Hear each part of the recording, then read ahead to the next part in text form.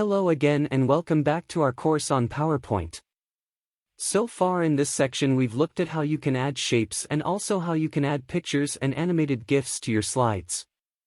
So, in this module we're going to take a look at how you can add in icons and 3D models, and both of these are fairly new items that have been added to PowerPoint.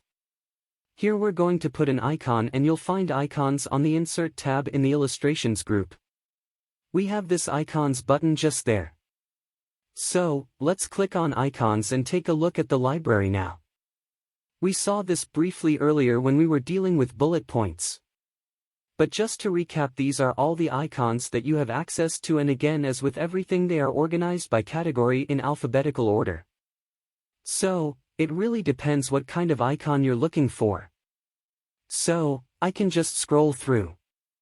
All of these icons are completely customizable, that is, you can change the color. You can resize them according to your preference. So, I'm going to scroll down and look for something. And I'm going to use this one by selecting it and clicking on Insert, and there we go. I have my icon.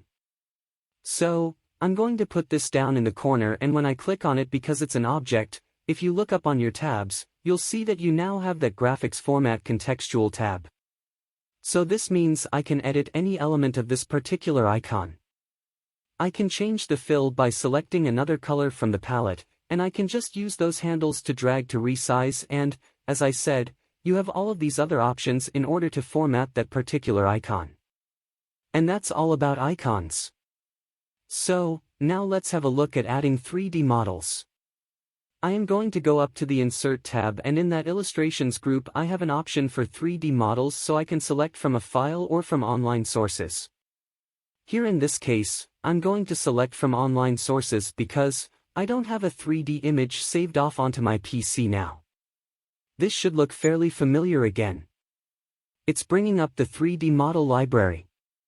So, I can scroll through the different categories, or, if I'm looking for something very specific, I can search for it at the top here, and you can select a 3D model of your choice and select Insert. Sometimes you'll find these 3D models taking a few seconds to load because they are quite large file sizes.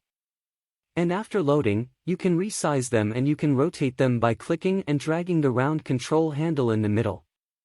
If I click on it, you can see I get the 3D Model Contextual tab, which allows me to do things like select the model, view, etc. Here I can add alt text, I can change my 3D model, I can do whatever I like with it. So that's about it for this module. In the next module we're going to be taking a look at inserting pictures. So, I will see you then.